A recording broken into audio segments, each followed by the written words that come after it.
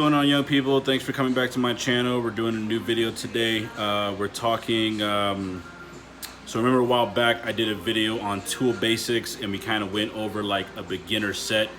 And if you remember, I'm pretty sure I mentioned it in that video. We talked about how as you do new projects, your collection of tools kind of increases with it. Well, we're in that season of collecting new tools because I got a lot of projects going on in my house. So if I hadn't mentioned at some point, my condo flooded and my wife and I decided we were going to go ahead and upgrade a lot of the flooring with the insurance company. Unfortunately, my contractor kind of backed out. No big deal. He gave me some good ideas and gave me some advice, and I was able to kind of figure out the rest, just a little bit of common sense. So look out for other videos on our home improvement series. We're going to talk about, some vinyl flooring, removing baseboards, putting baseboards back on. I'm actually doing some tile work in the kitchen. I mean, my kitchen looks like a hazmat area with plastic everywhere, so it is what it is. But this episode we're going to talk about new tools, and we're going to go over a couple that I've picked up and kind of talk about what each one does and go from there. But if you haven't already, guys, go ahead and hit that like and subscribe button. We appreciate the continued support. We're still growing every single day. And, we just hope we're reaching out to some young people and teaching them something and giving them some useful information, some new skill sets, things of that nature. So without further ado, let's go through the first one. So in my last video, we talked about a drill. Again, nothing fancy. This is a Black & Decker. It's a great drill, perfect for, household projects, putting cribs together and stuff like that. Where it doesn't do as well is when you're doing projects where you need to drive screws into thick material, let's say a wall stud, or in this case, I'm installing HardieBacker on my floor to raise it up. So I have to get through the cement fiberboard as well as the subfloor. And in my case, I actually have to double layer it to get above the tile so I can lay vinyl flooring. So this unfortunately won't do the trick, but it is useful. What I ended up getting is a DeWalt, what they call impact drill, or driver, I believe is the other name. What makes this one different from the other one is that this actually has a lot more torque in it, and that allows you to kind of power through and get screws into tough material or thicker material. So very, very useful. Glad I picked this up. One of the issues that I've been having with getting the tile done, and I'm sorry my beard's a hot mess today, it's just I've been wearing the mask. I got napkins inside to block all the dust because it's been just a mess. But I got this oscillating tool, and what's great about this is that there are a multitude of attachments I can do for a multitude of jobs. So for example, this particular attachment is great for breaking up the grout in between the tiles so that I can separate them if I had to change out like a single tile. And then I have, they got attachments that cut wood, that cut metal.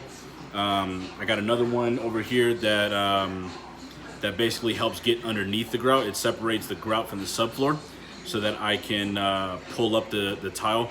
Now, essentially how this works is it basically just moves back and forth really, really, really fast. It doesn't really create a sawing motion, more so much a wavy motion, like a pendulum, I guess would be the best way to describe it. But this has come in very handy as well. Now, unfortunately, I couldn't find any tile blades for this particular tool. So fortunately, I didn't have to buy this one. One of my kids' godfathers actually let me borrow this. This is a grinder. And what we went and did is got again, multiple attachments for different jobs. You just buy the right saw blades. So this particular one is a diamond cut for tile specifically. So this thing saws through like butter. It's awesome. However, it's incredibly dusty. If I can show you my whole kitchen right now, it's a hot mess.